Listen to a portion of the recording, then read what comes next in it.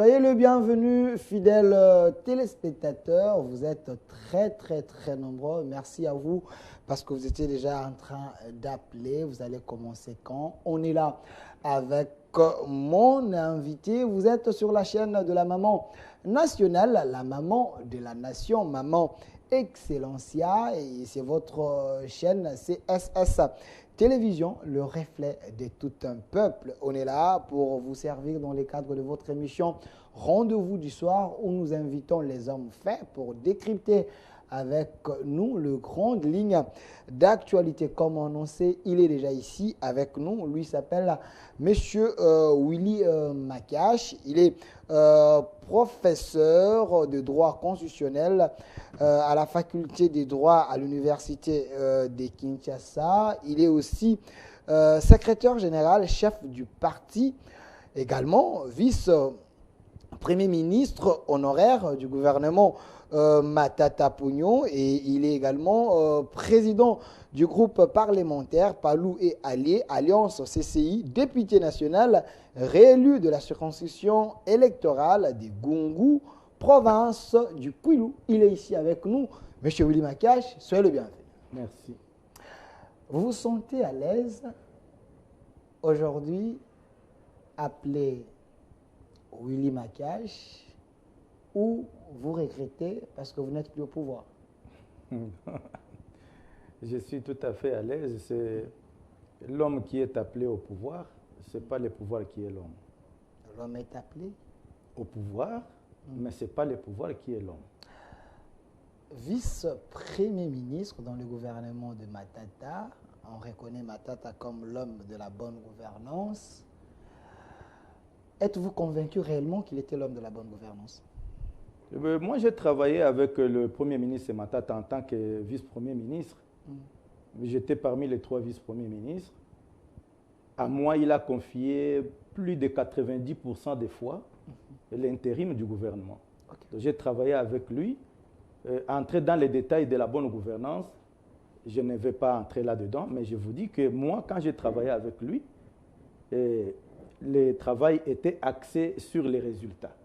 Et ce n'est pas pour rien qu'il me confiait à tout moment l'intérim du gouvernement, parce que nous émettions sur la même longueur d'onde sur la façon de voir certaines choses par rapport à la gouvernance. Donc, les qualités qu'il a par rapport à la gouvernance, il faut les lui reconnaître. Si vous avez autre critique à son endroit, ça c'est autre chose, mais de façon générale, en tant que vice-premier ministre du gouvernement qu'il dirigea, je peux dire que c'est un gestionnaire qui était à la hauteur. Voilà. On reconnaît ou on connaît Willy Makache, un homme sincère, vrai, qui ne mâche pas les mots, s'il faut dire la vérité.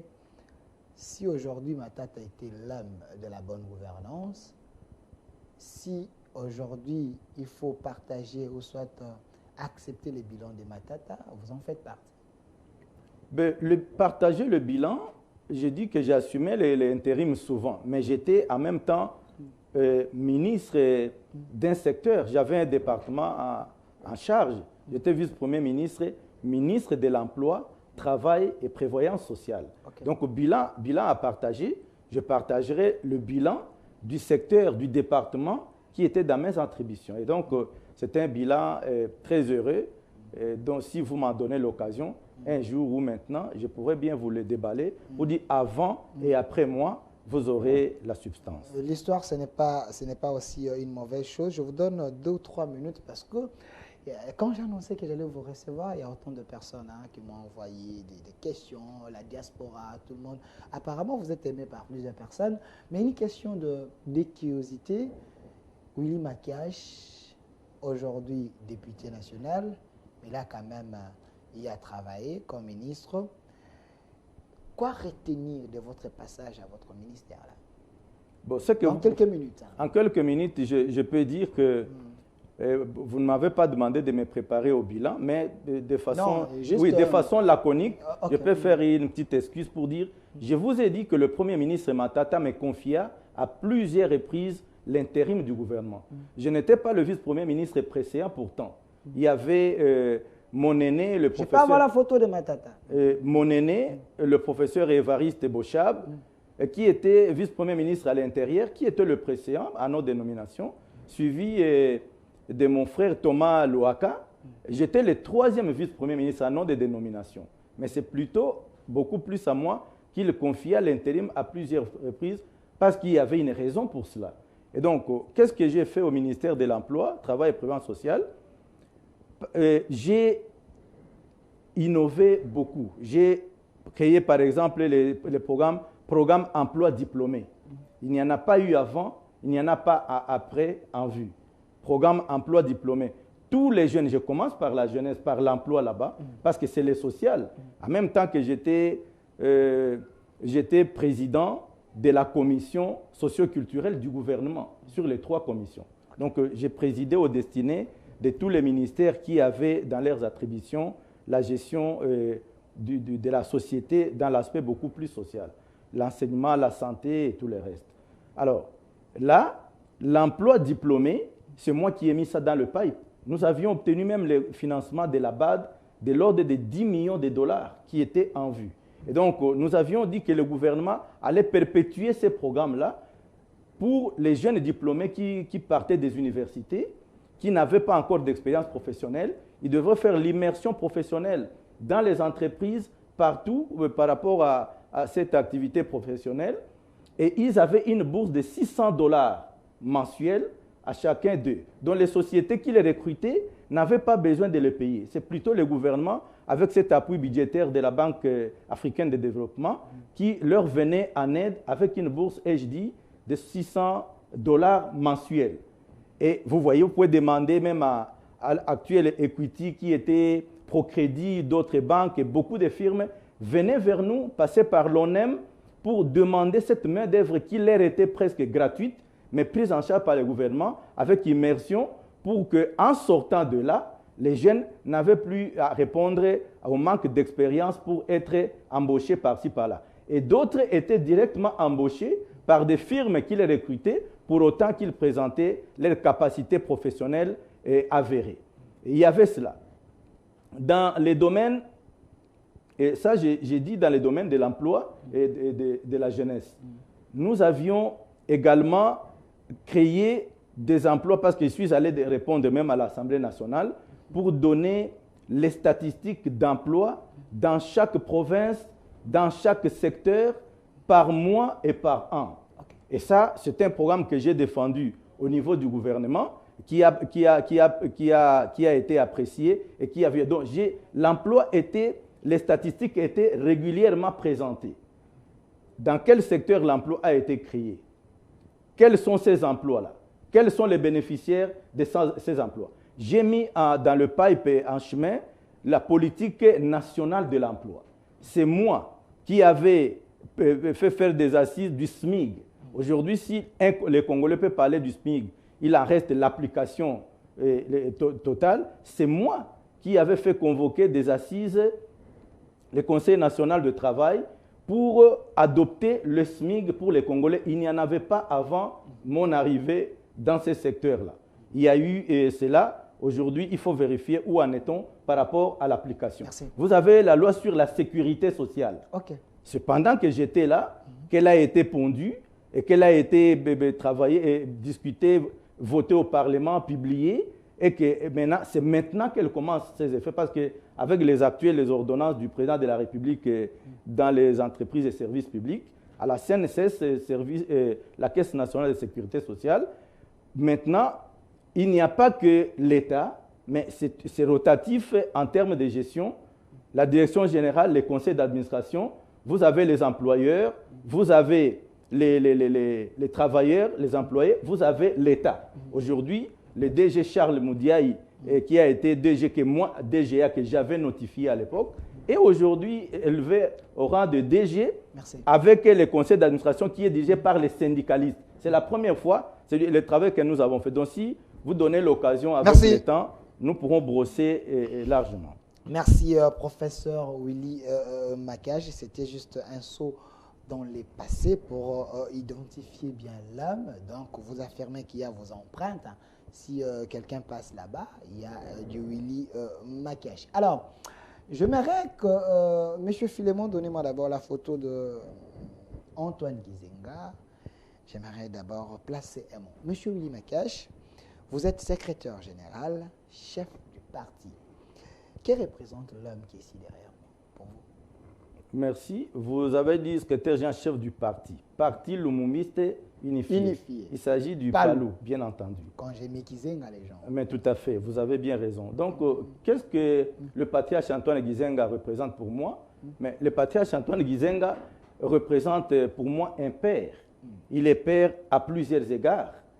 Et donc, je n'entrerai pas dans d'autres détails, mais sur le plan professionnel et politique, mais je suis le produit. Je suis le produit d'Antoine Gizenga.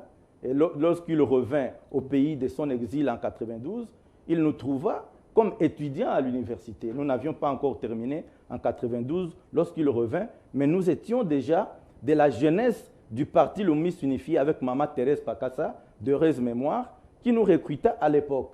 Et nous travaillions avec elle pendant que le patriarche était encore en exil. Donc nous étions une jeunesse fervente du parti Lumumiste unifié sous la barbe du mouvement populaire de la Révolution, avec la jeunesse du père à l'université et ailleurs. Mais nous étions déjà dans le pipe, nous y avons travaillé. Donc à son retour, nous étions déjà des militants convaincus parce que c'était sur le plan idéologique. Et donc, c'est depuis des années 80 que nous avions commencé et lui revient en 92. Et là, nous avons subi l'excellence de la formation de par lui-même, de par et toutes les actions que nous avons menées pour raffermir ce que nous avions déjà commencé avec Maman Thérèse Pakassa. Et donc, c'est à travers lui que nous allons monter tous ces échelons. J'ai gravi pratiquement, c'est toute une école pour moi, Antoine Gizenga et le parti Lumumiste unifié, c'est toute une école.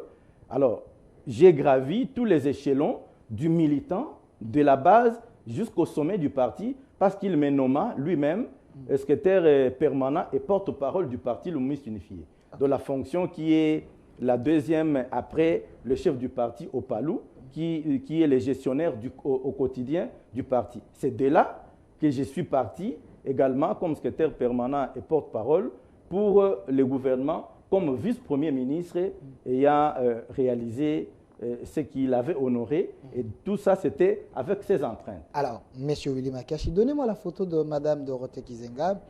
C'est important parce qu'il y a eu autant de questions. Hein. Quand j'ai annoncé le PALU, ce n'est pas quand même un parti mallette. Hein. On dit que la dame ici, elle a été combattue au sein du parti parce que au sein du PALU, vous ne voulez pas qu'une femme puisse régner. Est-ce vrai? C'est aussi votre impression? Mais non, non, non. Ce n'est pas vraiment en tant que gestionnaire du parti. Je venais de vous parler laconiquement du parcours de moi au sein du parti Lumumiste unifié auprès du patriarche Antoine Gizenga. Le problème de combattu par qui? Combattu par qui? Madame Dorothée était fille biologique du patriarche Antoine Gizenga. Est-ce qu'elle devrait nécessairement avoir l'idéologie du parti, gérer les partis après Kizenga? Est-ce que c'était... Non, moi je n'entre pas dans ces débats. Vous êtes... un parti familial ou bien comment? Non, non, mais justement, vous êtes en train vous-même de le dire. Le parti n'est pas familial du tout. On peut être de la famille, même Jésus-Christ, en recrutant les disciples. On a trouvé des membres de famille biologique de Jésus-Christ, mais ce n'était pas tout le monde. Donc, dans une famille biologique, on peut trouver aussi ceux qui sont appelés et qui sont élus, mais par rapport au chemin et puis au patrimoine qu'il y a à gérer. Donc, elle était fille biologique du patriarche Antoine Gizenga, mais sur le plan du parti, ce n'est pas à moi de le dire. Donc, du vivant du patriarche Antoine Gizenga, il y avait par exemple Logui Gizenga, qui était le frère à Madame Dorothée, qui était aussi fils biologique du patriarche Antoine Gizenga, qui était un militant, un cadre du parti avéré, qui du vivant du patriarche Antoine Gizenga, il était nommé aussi, il a gravi aussi tous ces échelons, il a été avec le patriarche en exil, et il a été nommé secrétaire permanent et porte-parole lorsque moi je suis allé au gouvernement. C'est Dieu qui l'a rappelé, d'heureuse mémoire également, c'est lui qui assuma l'intérim du secrétaire général-chef du parti, le patriarche Antoine Gizenga, qui mourut en 2019. Est-ce que c'était dans les textes? Oui, dans le obligatoirement, il devait assumer. Non, dans le texte, au parti Lumumiste unifié ne peut diriger le parti, ne peut représenter le parti que le secrétaire général chef du parti. Et celui-là ne provient que du Congrès. Il n'y a pas une autre voie. Sentez-vous à l'aise à cette question? Bien sûr, non, bien sûr, à toutes les questions que vous voudrez. Pas de problème. Il n'y en a pas qui puissent me gêner, il n'y en a pas, il n'y en a aucune. Okay. Donc, pour devenir chef du parti le MIS unifié, ce n'est que par les congrès et rien que par les congrès. Et les congrès, c'est depuis 1964 que le patriarche Antoine Gizenga s'est vu confier cette responsabilité de chef de parti. C'était ici, dans le bâtiment du jardin zoologique, un congrès qui convoqua le professeur Mabi Kakalanda. Vous ne le saviez peut-être pas. Quand vous parlez famille ici, le professeur Mabi Kakalanda était du Kasaï. Vous le connaissez, c'est une éminence grise. C'est la matière grise ici au Congo. C'est lui qui convoqua ces congrès qui avaient réuni tous ceux qui étaient encore en vie, membres du bureau politique, parce que le Palou naquit du vivant du Premier ministre Patrice Emery Lumumba. Il faut le savoir. Pendant qu'ils étaient au gouvernement, le Premier ministre Patrice Emery Lumumba convoqua une réunion au cours de laquelle ils avaient tous signé un protocole d'accord. Tous les partis qui composaient les cartels, comme on appelle aujourd'hui coalition et autres, qui composaient les cartels lumumbistes, dont le parti qui avait gagné les élections législatives de 1960. Vous avez le mouvement national congolais Lumumba, MNC, de lui-même notre héros Lumumba. Vous avez le Parti solidaire africain du patriarche Antoine Gizenga. Vous avez le CEREA, le Centre de regroupement africain du président Marcel Bissoukiro du Nord Kivu, et avec le secrétaire général qui était Anissé Kachamura du Sud Kivu, dont le Grand Kivu, voulais-je dire. Vous avez la Balubakat du patriarche Janson Sendoué du Grand Katanga. Et vous avez, ça c'était de partis phares, MNC, Mouvement National Congolais Lumumba, PESA, Parti Solidaire Africain, CEREA, Centre de regroupement africain, Balubakat, les Baluba du Katanga, c'était des partis phares. Il y en a eu d'autres, notamment de papa Guillaume Lubaya, le papa du gouverneur Claudel Lubaya. Son père était du Palou. Donc, il y avait toutes ces éminences. Ce sont eux qui se sont réunis, ont signé un protocole d'accord pour muer tous leurs partis en un seul, parce qu'ils émettaient sur la même longueur d'onde par rapport à la gouvernance et aux objectifs à atteindre. C'est alors que, lorsqu'il y a eu tous les tumultes qu'il y avait eu, en 1964, la plupart n'étaient plus en vie et autres pour matérialiser ce projet. C'est alors que le professeur Mabi Kakalanda avait dit, convoqua ces congrès ici, dans la salle des eaux, et le patriarche Antoine Gizenga fut porté à la tête du parti avec Patrice Lumumba comme président d'honneur. Donc, depuis ce jour-là, il y a eu ce qu'il y a eu, beaucoup de tumultes. Alors, il n'y a pas eu de congrès. De 1964 à 2020, c'est le deuxième congrès que nous avons tenu. Donc, par rapport à cela, Lugui, comme vous avez très bien posé la question, ne pouvait pas diriger le Palou en tant que secrétaire permanent et porte-parole. Les textes ne le disent pas. Les statuts du Palou ne reconnaissent pas cette compétence au permanent. Alors, qu'est-ce qu'il y a eu? Par rapport à ces lacunes, il y avait quand même des lacunes parce que les textes étaient devenus obsolètes. Par rapport aux lacunes qu'il y avait, les bureaux politiques, il y avait 13 membres du bureau politique que le patriarche Antoine Gizenga avait laissé. Il y avait un document qui nommait des membres du bureau politique. Il y en avait 13. Et de ces 13, Lugui mourut, il en resta 12. Les 12 membres, non, pendant qu'il était encore en vie, 13 avec lui, pendant qu'il était en vie, il y a eu une rencontre au cours de laquelle, une réunion au cours de laquelle le bureau politique, qui est l'organe qui vient après les congrès, avait pourvu, parce que le bureau politique a ces compétences-là au niveau des statuts, par rapport au congrès, le bureau politique peut pouvoir à ça par rapport à ses attributions. C'est alors que le bureau politique s'est réuni à l'unanimité, le PV là, si vous me l'avez prévenu, j'allais tout vous apporter, mais je peux vous les donner avec le temps. Le bureau politique des 13 membres, Lugui lui-même, secrétaire permanent porte-parole, s'était réuni pour lui conférer la qualité de secrétaire général ad interim, intérimaire en vue de présider momentanément aux destinées du parti, parce qu'il y avait les contentieux électoraux au niveau des députés provinciaux au Conseil d'État. Il fallait signer et tout. Il fallait quelqu'un qui a la qualité du chef du parti ou tout au moins un intérimaire. Le bureau politique y a pourvu par un PV notarié, légalisé et tout. C'est alors qu'il devint, Lugui, secrétaire général intérimaire avec compétence d'engager le parti vis-à-vis des tiers. Alors, il a, pour convoquer le congrès, en vue de pourvoir au poste du secrétaire général chef du parti. Dieu a fait ce qu'il a fait en le rappelant. Ça a créé le même vide qui s'était créé à la mort du patriarche. Alors, avec une jurisprudence la plus récente, comme je venais de vous le dire, les mêmes membres du bureau politique qui sont restés à 12 se sont réunis. Il y a eu ce qu'il y a eu. Après, sur 12, 8 ont jeté leur dévolu sur le patriarche Sylvain Ngaboué, ancien ministre d'État du Palou, qui a 81 ans aujourd'hui, qui est au Parti Lomé Unifié, collaborateur proche du patriarche Antoine Gizenga. Alors, c'est lui qui a été désigné secrétaire général intérimaire après la mort de Lugui pour convoquer les congrès. Il y a eu des disputes. Alors, il y avait des pourparlers, une médiation. Le président Christophe Mbosso de l'Assemblée nationale actuelle était le patriarche qui a été de la partie pour diriger cette présidée par l'honorable Jeannette Kabila et avec d'autres. Et le patriarche Mbosso était là. Donc, ils ont ramené tout le monde autour d'une table. Mathias n'était pas de la partie. Alors, ceux qui étaient membres de ces bureaux politiques-là ont concouru à un PV. Qui est là? Il y avait des résolutions et des PV signés en manuscrit, lus et approuvés par chacun devant caméra, sous cette présidence-là, avec la caution du patriarche Mbosso et de toute la commission qui était mise en place.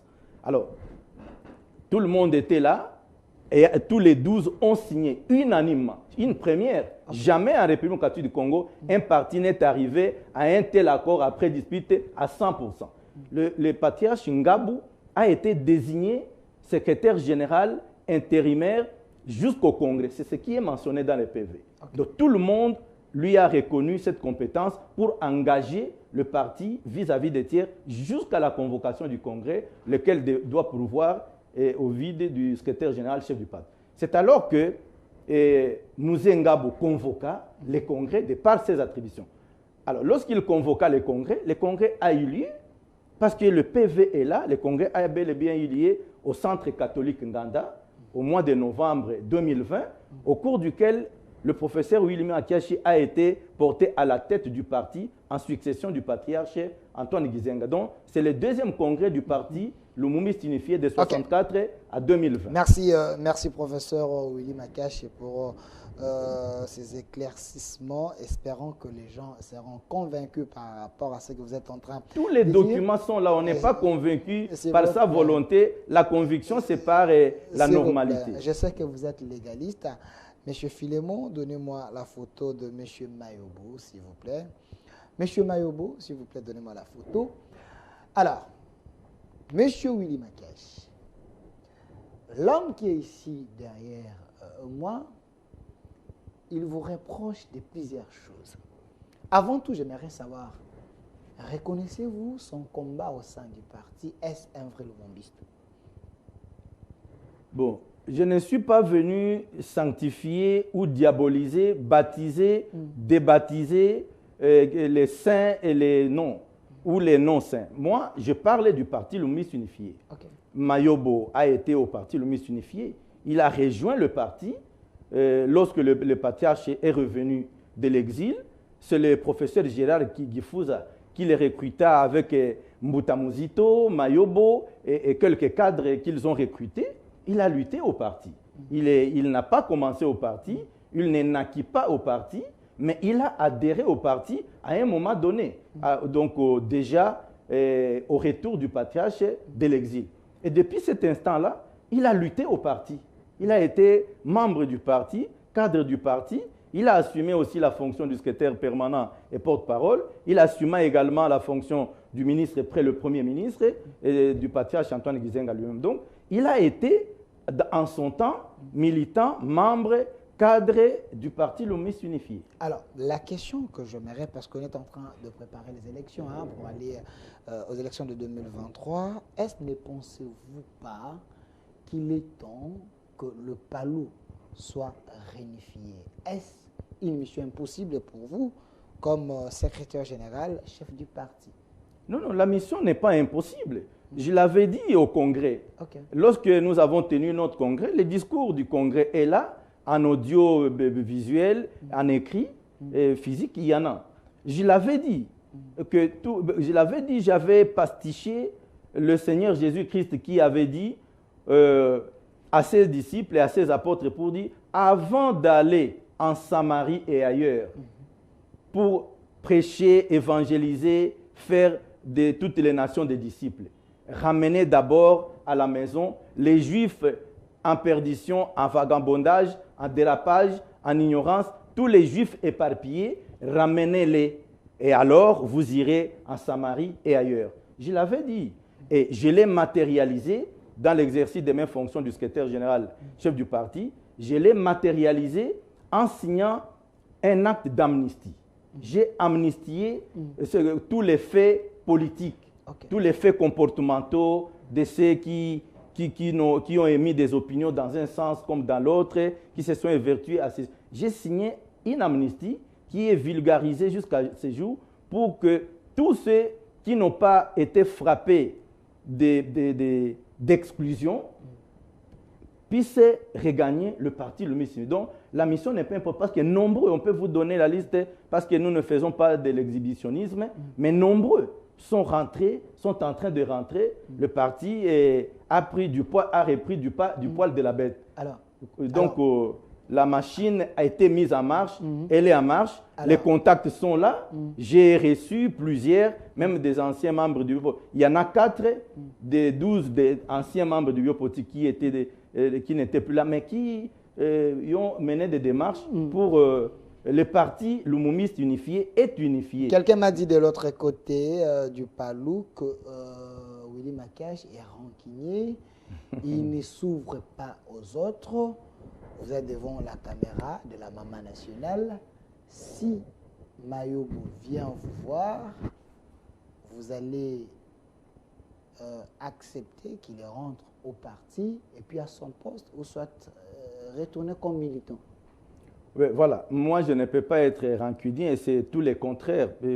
Il l'a dit, peut-être c'est son appréciation. Okay. C'est question qu'il vous dise en quoi suis-je rancunier et quelle est la matérialisation de cette rancune. Mais pour une petite histoire, lorsque le patriarche me nomma secrétaire permanent et porte-parole, Mayobo, dont vous parlez, était déjà presque en dehors. Vous le savez, depuis la nuit des temps. Okay. Il avait déjà des ennuis au parti d'exclusion. Donc c'est un homme problématique.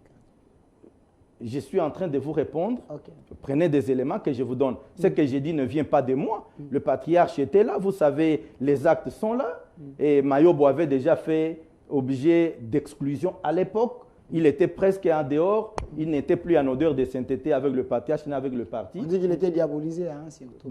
Alors, en ce moment-là, vous aviez à l'époque le vice-premier ministre, le professeur Mukoko Samba, qui était aussi du Palou à l'époque, qui était presque déjà dans la léthargie. Vous avez l'ancien ministre, actuellement député national Martin Kabololo, qui était déjà aussi avec des tumultes. Ils étaient nombreux, notamment lui, Mayobo, qui était à l'écart. Il y a Mbutamuzito Adolphe, l'ancien premier ministre, qui n'avait plus les 2 pieds sur terre parce que le parti était géré par ceux qui créaient aussi la division. Mais c'est qui a fédéré? Vous pouvez poser la question au Premier ministre Muzito, vous pouvez poser la question à Godefroid Mayobo, poser la question au professeur Mukoko Samba, poser la question à Martin Kabololo et d'autres. C'est moi qui suis allé vers eux. Mbuta Muzito laissé le premier. C'est moi qui partais auprès de chacun. Mayobo lui-même en personne. C'est à l'espace Ngindu, s'il se rappelle. Donc vous êtes un fédérateur, pas un rancunier. Non, non, véritablement fédérateur parce que je l'ai fait du vivant du patriarche alors que j'étais en poste et que ces quelques responsables d'antan étaient presque mis de côté. C'est moi qui suis allé vers l'un et l'autre pour les ramener autour de la gestion du parti. Le professeur Jean-Claude Machini, il est professeur à l'UPN, il peut vous dire, Maman Anne Gizengambouba peut vous le dire. Moi, mais le patriarche avait du mal à signer un document où je mettais les noms des uns et des autres que lui ne prenait plus en compte. Ce que je cite peuvent vous dire, mais je prenais du temps à supplier le patriarche, le père, le maître, pour qu'il ne me mette pas en difficulté de la gestion, mais qu'il m'accorde cet enthousiasme fédérateur afin que les autres reviennent. Donc, c'est moi qui ai fait ce travail et que je continue à faire. Merci. Alors, parce que vous avez cité les noms de Mouzitou, donnez-moi la photo de l'ancien Premier ministre Mouzitou. Je précise que sur ce plateau, je suis avec M. Willy Makiachi. Il est professeur de droit constitutionnel à la faculté de droit à l'université de Kinshasa. Il est vice-premier ministre honoraire du gouvernement Matata, président du groupe parlementaire Palou et Alliés, Alliance CCI, député national réélu de la circonscription électorale de Gungu, province du Kwilu. Alors, on dit que l'homme qui est ici derrière moi, M. Adolphe Mouzitou, il est parti avec l'âme du Palou. Vous êtes resté sans l'âme du Palou. L'âme est partie avec tout. Est-ce vrai? Non, non, ça, mais qui l'a dit? Il l'a dit en affirmant. Pourquoi? Parce que Mouta Mouzito, c'est mon aîné, le Premier ministre. Moi, j'ai travaillé avec lui. Et il le sait, comme je vous dis.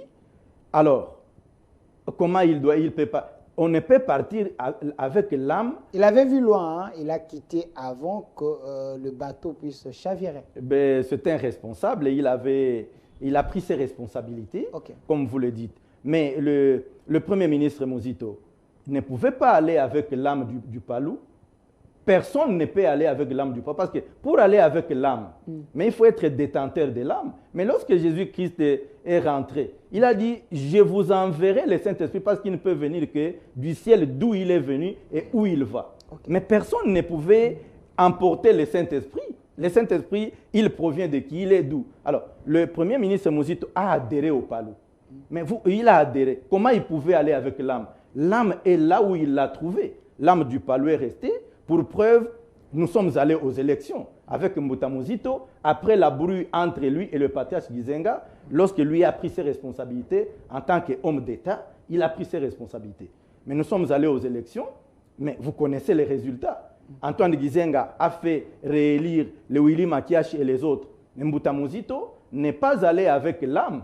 Il ne peut qu'être créateur parmi les meilleurs élus. Oui, mais lui, tout seul, pas comme parti. Pas comme... Pour dire qu'il est le plus aimé, il est le plus légitime, non, ça, non, il faut quand même non, moi, je ne suis pas en train de contester. Je ne suis pas en train de contester l'amour que tel ou tel peut avoir. Voilà pourquoi on parle de l'âme. Hein. Vous avez parlé de l'âme du Palou. L'âme du Palou aujourd'hui, meilleur élu, il a tellement la légitimité de... C'est ce que je suis en train de vous dire, qu'aux élections, le Premier ministre Mouzito a été élu tout seul. Son parti, son regroupement ne pouvait pas concurrencer le Palou. Donc l'âme est restée là où il l'a trouvé. Parce qu'il a été élu tout seul dans les territoires dont il est originaire, dont le patriarche est originaire, dont je suis originaire. C'est moi le meneur. C'est moi le meneur là-bas. C'est vrai ça? Mais je venais de vous dire que je suis réélu de là. Et en 2011, Mouta Mouzito, Premier ministre de son État, en fonction. Moi, j'avais obtenu 46 613 voix en territoire de Gungu, province du Kwilu. Mouta Mouzito en avait 17 000 à Kikwit en 2011. Et moi, j'ai fait élire 4 députés à la filée dans les territoires. Aucun parti politique, ni du pouvoir, ni de l'opposition à l'époque, n'avait réussi à faire élire, avec la proportionnelle, 4 députés à la filée sur la même liste dans une même circonscription que Makiachi en territoire de Gungu. Gungu avait 5 sièges en 2011 et j'ai ramené 4 sièges sur 5 et j'étais moi-même avec plein de voix qui avaient tiré les autres pour en arriver là. Donc j'étais le meilleur élu, les mieux élus, voulais-je dire, de l'Ouest et le 3e, les mieux élus de la République démocratique du Congo, sur plus de 19 000 voix. Et avec la vague, la tempête qui a prévalu en 2018, avec les élections, Mais c'est dans ces mêmes territoires, la circonscription, Umbuta Muzito n'a pas pu faire élire même un seul député, ni national, ni provincial. Mais l'âme du Palou, du patriarche Antoine Gizenga, de Lumumba, de Kimbangu, avait continué et continue à prévaloir. Donc vous êtes les leaders de ce coin. Mais bien sûr, le leadership, ce n'est pas, on ne nomme pas un leader. Le leadership ne provient pas d'une nomination. Donc l'homme le plus légitime de ce coin-là, c'est vous. Je le suis. Merci, M. Willy.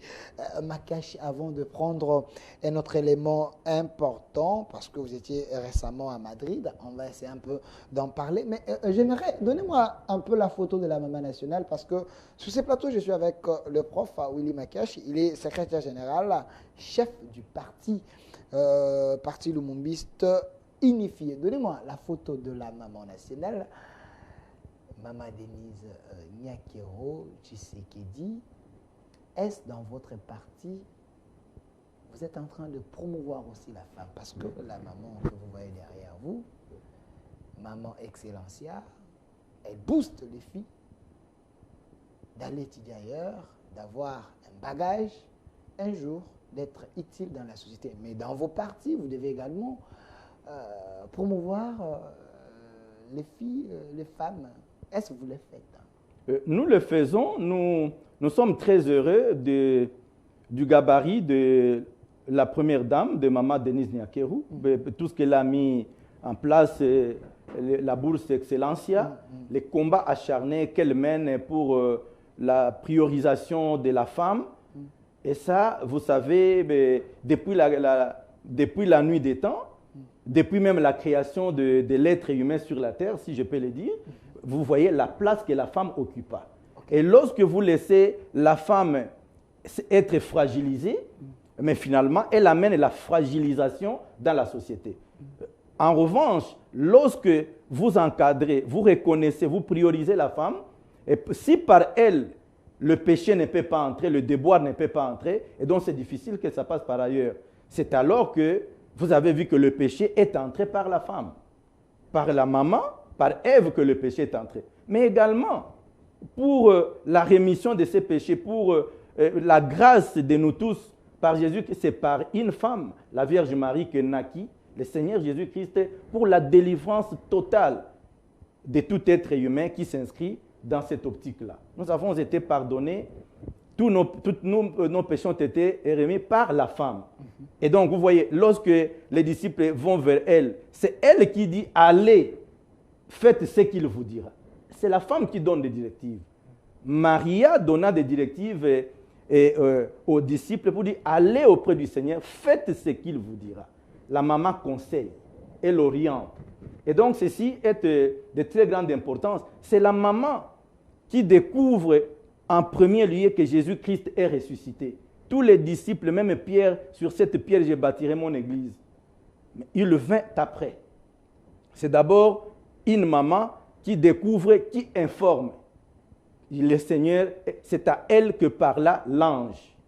Et donc, Antoine Gizenga, comme les Saintes Écritures disent, ne déplacez pas les bornes posées par vos pères.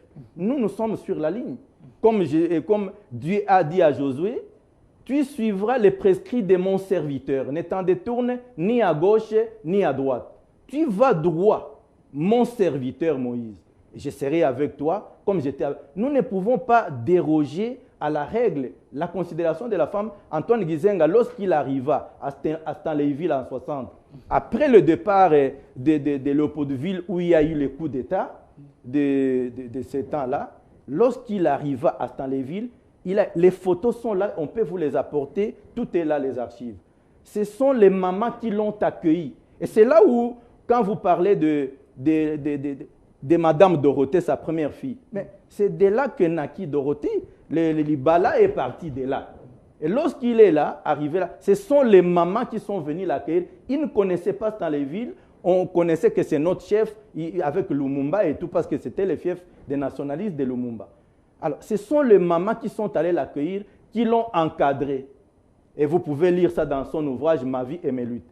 Et ce sont parmi les premières personnes qu'il a envoyées en formation, même militaire, en Chine, en Égypte et ailleurs, vous trouvez le maman. Il était encadré, les gardes des corps d'Antoine Gizenga, hasta les filles où il y avait une armée la plus voyante, c'était des femmes. Et donc, je voulais juste faire ces détours pour dire que, et moi-même, en tant que secrétaire général et chef du parti Lumis Unifié, c'est une maman, notre camarade Aurélie Batumike du Kivu, qui est secrétaire permanent et porte-parole que j'ai nommé à la tête de l'administration du PALU qui préside à la gestion quotidienne du PALU. Donc, comme secrétaire général, chef du parti, vous êtes en train de promouvoir aussi la femme.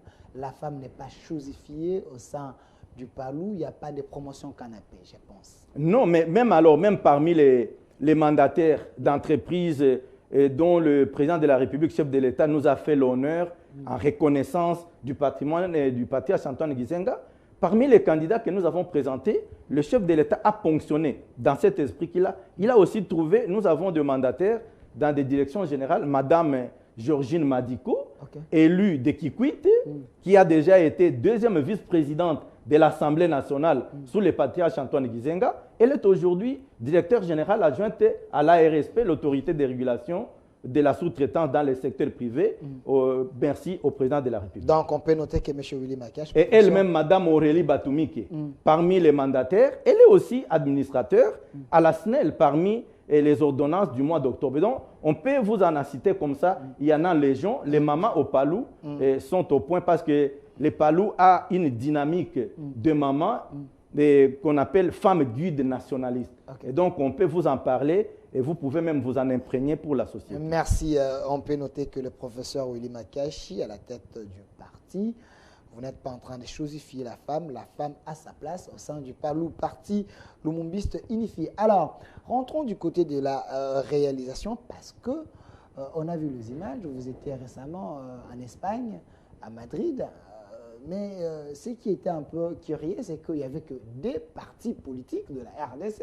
Il y a les PALU et l'UDPS. Prenons l'image, nous allons revenir, vous allez nous expliquer pourquoi il n'y avait que deux partis. Ce n'est pas la discrimination, parce qu'il y a autant de partis ici, hein, le PPRD, FDC, INC, mais il n'y avait que deux. Prenons d'abord l'image, nous allons revenir sur ces plateaux avec le professeur Willy Makache.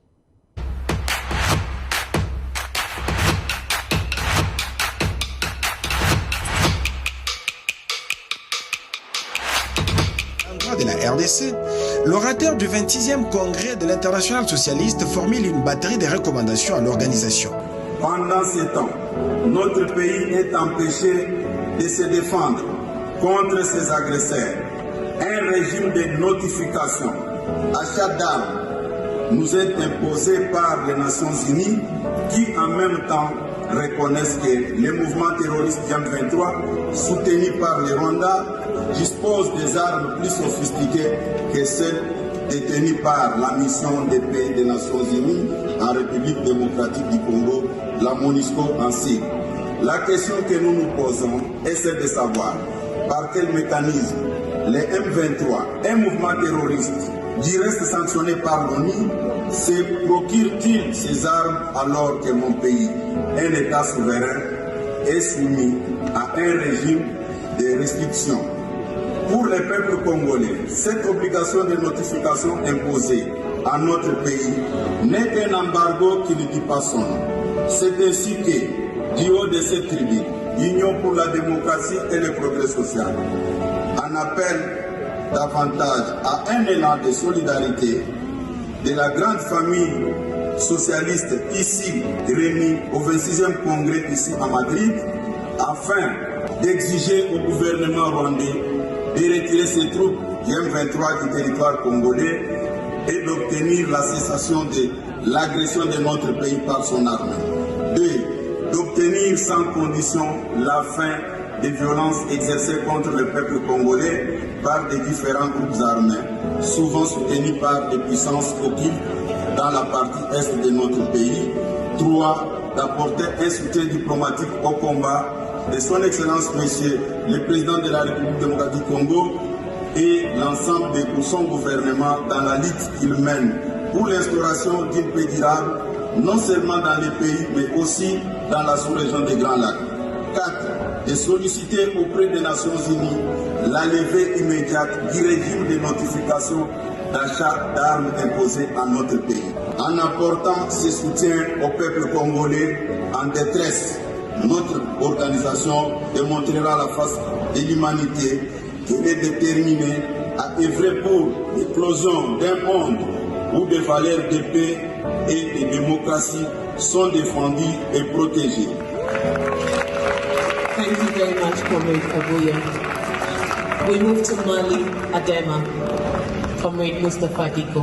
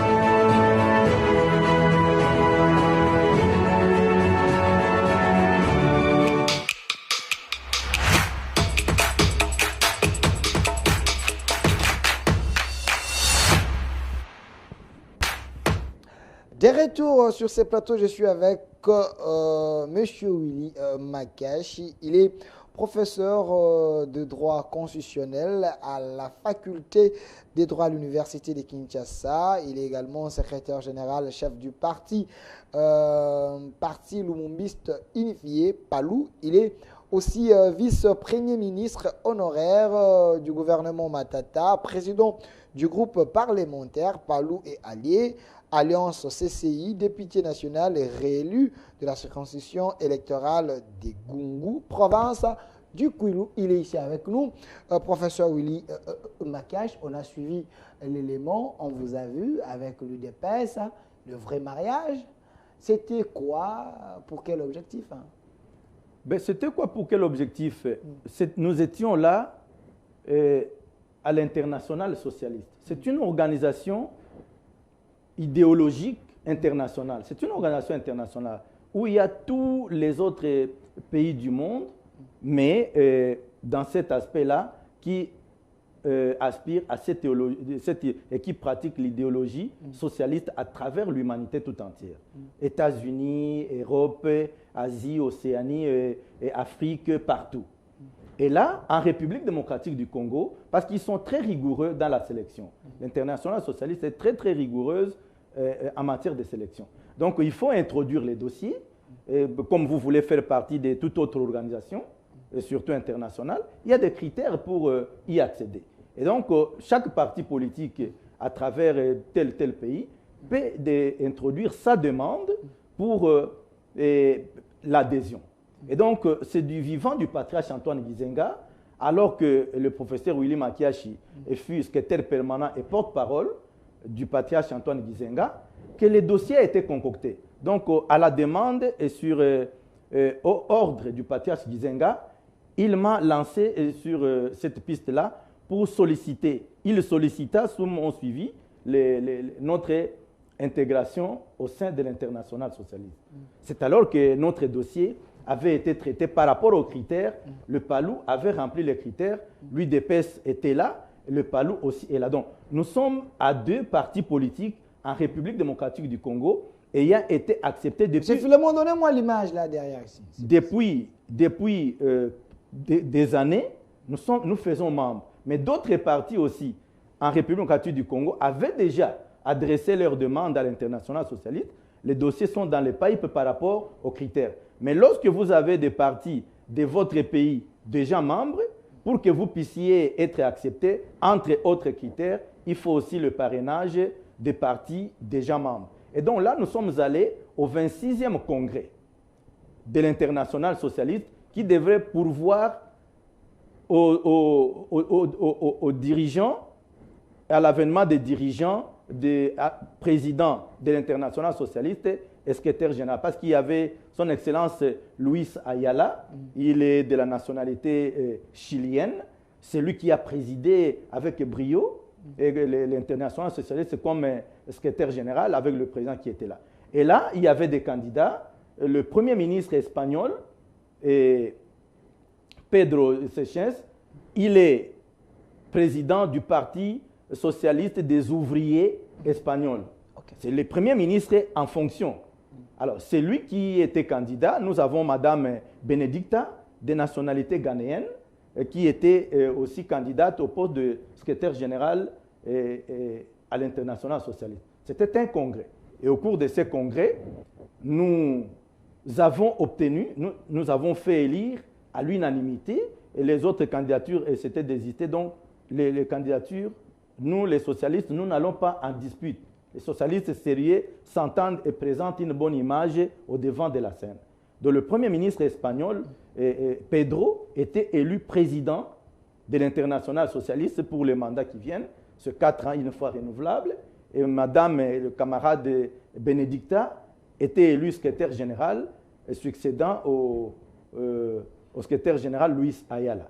Et dans le même ordre d'idées, il y a des vice-présidents à travers des régions, Afrique, Amérique, Caraïbes, et tout, Europe, et tout, Asie. Il y a des vice-présidents à travers ces régions-là et à travers certains pays. Et donc, la République démocratique du Congo n'est pas rentrée bredouille dans sa gibecière.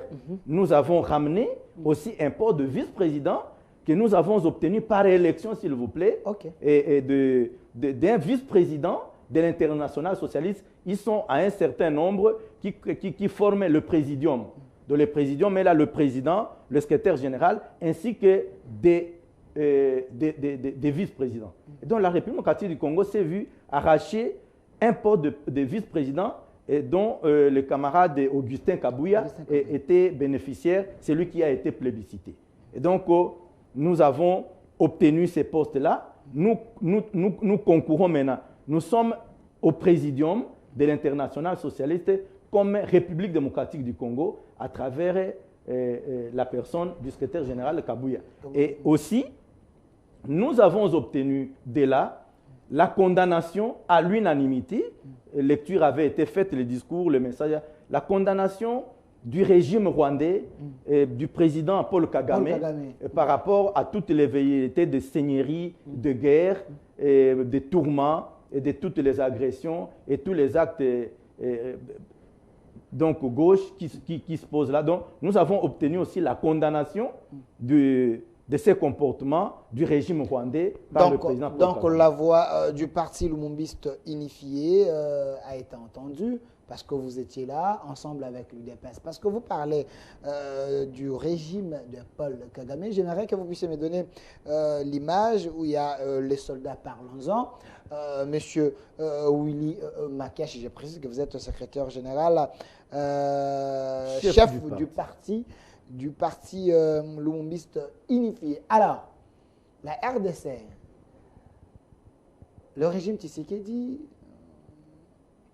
peut-on nous dire que le régime Tshisekedi a amené une diplomatie agissante parce qu'on a levé l'embargo et la RDC, avant d'acheter des armes, il fallait qu'on puisse nous notifier. Aujourd'hui, ce n'est plus le cas. Il y a une diplomatie agissante? Elle est tellement agissante. Ça, on ne peut pas fanatiser, on ne peut pas donner un message politique, mais c'est une réalité de terrain. C'est ce que j'ai dit. Mais elle est agissante. Mais l'agir, nous voyons, les actions, nous les vivons, nous les palpons. Vous voyez que même le président Martin Fayulu de l'ECD, avec même le premier ministre Muzito, vous voyez, ils sont en difficulté de ne pas... Ça? Non, mais je vous dis qu'ils sont en difficulté de ne pas le reconnaître, de ne pas le reconnaître. Parce qu'ils le reconnaissent, même s'ils trouvent une brèche légère. Lorsque le président Fayulu de Lamuka et le Premier ministre Muzito disent que c'est... C'est le peuple. Ben voilà, vous voyez, peuple, ce n'est pas c'est un aveu. Et là, le peuple congolais s'en est, moi personnellement, je m'en suis tellement réjoui. Parce qu'ils n'ont pas nié. Ils n'ont pas... Quel est ce peuple qui se dirige lui-même? Quel est ce peuple qui agit au niveau de la communauté internationale? Parce qu'il y a eu des marches, il y a eu le prélat, il y a eu les catholiques, il y a eu l'église qui a haussé les tons. Je suis bien d'accord. Les marches, c'est au sein de l'État, c'est au sein des institutions. Connaissez-vous un peuple qui agit autrement au sein de la communauté internationale que par les institutions? Avez-vous des actions menées par le peuple au niveau des Nations Unies, de la communauté? Mais c'est cette diplomatie. Mais parmi, même le marche du peuple là, mais c'est la diplomatie nationale. Les marches du peuple. Et nous louons l'Église catholique protestante, toutes les églises de réveil, avec l'évêque général Dodo Kamba et tous ceux qui ont concouru là à côté de lui. Mais le parti Lumiste Unifié était de la partie, mais c'est une diplomatie. Lorsque hier, les églises ne se sont pas rencontrées pour une cause commune, mais qu'aujourd'hui, à travers les tactiques, cette diplomatie-là, que les églises catholiques protestantes, les églises de réveil, Papa Simon Kimbangu, tous disent de la même voix, tous marchèrent pour réclamer ce que le gouvernement réclamait. Ils sont venus emboîter le pas aux institutions. À la première des institutions, le président de la République, garant de la nation, chef de l'État. C'est à lui que les pas ont été... C'est une diplomatie. C'est ce que vous ne devez pas oublier, je vous le rappelle. C'est une diplomatie, excusez-moi, d'abord nationale.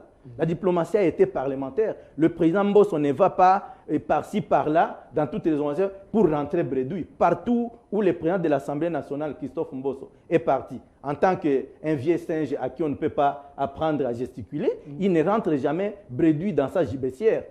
Lutundula Christophe, vice-premier ministre, ministre en charge des Affaires étrangères, il ne rentre jamais bredouille. Le son des cloches est retenti normalement. Et ceci, aussi Mme Eva Zaïba, aussi, mais bien de sûr, l'environnement, elle a aussi haussé le ton. Mais tout à fait, exactement. Sous l'impulsion du chef de l'État. Mais non, mais cette expression sous l'impulsion, qu'est-ce que c'est sous l'impulsion? C'est le président de la République, c'est la première des institutions, c'est le garant de la nation, c'est le chef de l'État. C'est lui qui présenta son programme à l'élection pour lequel il a été élu là. Nous tous, nous sommes des ouvriers qui venons concourir justement à l'édifice, à la construction de l'édifice. Mais il y a les concepteurs, l'architecte en chef, qui conçoit et qui déploie les ingénieurs pour suivre les chantiers, pour l'exécution des travaux. Et là, parmi un édifice, il a là des ouvriers de tout genre, de toutes catégories, pour que donc, mais les concepteurs, l'architecte en chef, c'est le président de la République, chef de l'État. Ce n'est pas moi qui les nomme, c'est la Constitution. C'est ça les rôles qu'il joue. Parce qu'en 60, les chefs de l'État n'étaient pas président de la République et chef de l'État. Non, c'est différent. La Constitution dénomme et donne la substance, les rôles, les attributions. Donc, le chef de l'État, Félix, a montré la voie et aujourd'hui, la RDC, la voix de la RDC s'est fait entendre ailleurs. Alors, il y a une autre question, monsieur Willy Makache. Il y a quand même la condamnation de la communauté internationale. Ils ont quand même condamné le Rwanda, mais la question est là. Faut-il faire confiance à la communauté internationale? Parce que le Congolais a été tué, c'est comme s'il y avait l'omerta. Ces gens-là étaient silencieux. Après avoir bougé un peu les lignes, maintenant ils ont condamné le Rwanda. Est-ce que la RDC doit rester vigilante ou il faut tout simplement faire la confiance de manière aveugle? Mais la confiance n'exclut pas les contrôles, messieurs les journalistes, dit-on. La communauté internationale, c'est qui? Y a-t-il quelqu'un qui s'appelle communauté internationale? Mais nous, la République démocratique du Congo, nous sommes aussi de la communauté internationale. Nous faisons partie de la communauté internationale, est un sujet de droit international, est une personne morale avec autant de branches. C'est qui la communauté internationale? C'est à travers des personnalités, des personnes morales, physiques, organisateurs et tout. C'est ça, cette nébuleuse que vous appelez, nous appelons la communauté. Vous dites bien communauté, mais nous en faisons partie. Et c'est pourquoi nous nous faisons entendre. Ça dépend de règles de jeu.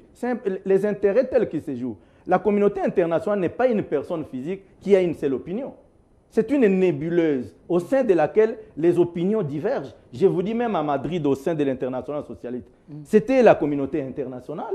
Je vous dis que c'était présidé par un premier ministre en fonction. Ce n'est pas le Premier ministre comme celui de la République démocratique du Congo, où nous sommes dans un exécutif bicéphale, où le chef de l'État est également chef de l'exécutif. C'est un Premier ministre d'un royaume, d'un régime, d'une monarchie, qui a tous les pouvoirs, où les rois ne règnent pas, ou disons, excusez-moi, où les rois ne gouvernent pas. Il règne, il ne gouverne pas. Donc il a l'effectivité du pouvoir là-bas, au royaume d'Espagne. Mais c'est celui-là. Mais au sein de ces assises-là, il y avait aussi deux voix qui étaient là pour fanatiser autre chose.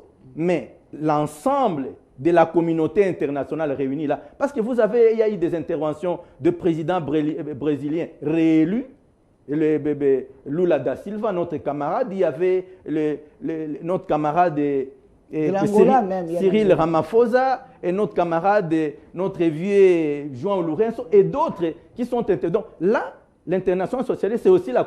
Mais il n'y avait pas qu'une seule voix. Mais comme la Bible le dit, vaut mieux la fin d'une chose que son commencement. Excusez-moi, nous ne faisons pas confiance aveuglément, mais nous faisons avec. Nous ne pouvons pas gouverner, régner, nous ne pouvons pas être une république sans être avec la communauté internationale pour autant que nous en faisons partie.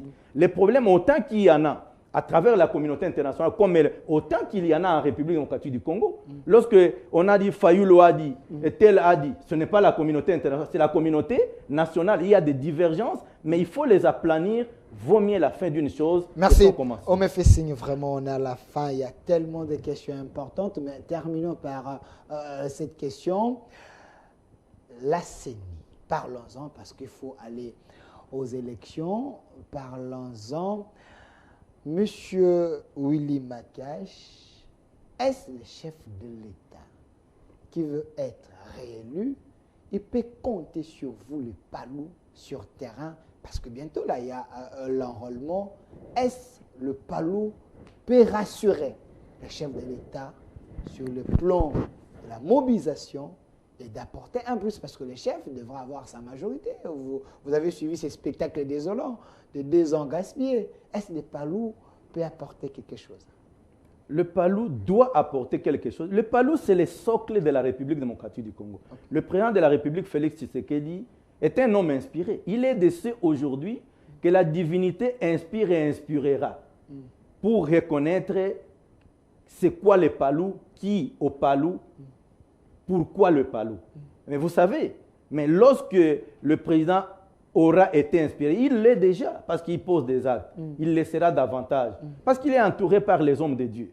Okay. Étant donné qu'il est entouré par les hommes de Dieu, ce n'est pas par des marabouts de Pharaon que Pharaon avait reçu la révélation de ce qui sera au lendemain pour sauver des vies de sa nation et dont d'autres nations et avaient également trouvé gain de cause. C'était par la révélation divine à travers un enfant de Dieu, Joseph, qui fut minable. Donc le palou ne peut pas être considéré la photo du chef de l'État, comme minable. Le chef de l'État doit être inspiré. En tant que gestionnaire d'État numéro 1, il est inspiré avec les hommes de Dieu qui l'inspirent. Il a des révélations, il en aura davantage. Le palou est la pierre angulaire. Le palou est le socle. C'est la moelle épinière.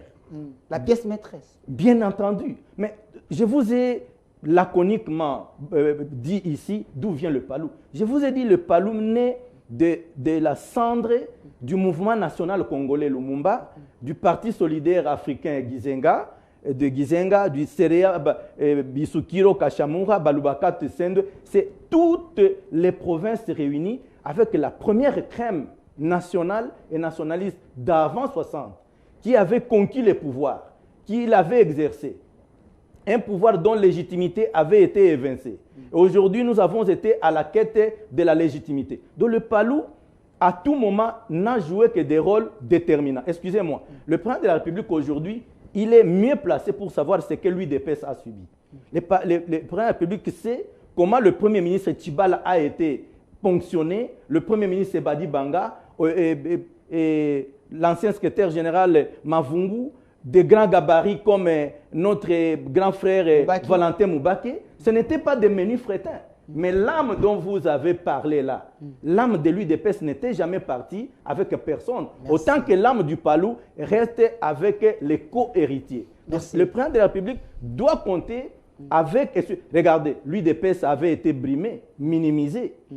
Mais finalement, pour que les âmes n'aient pas retenti et autres, il fallait recourir à l'UDPS, à Tshisekedi, qui est passé sans argent ni autre chose, mais par la volonté divine. Merci. Merci.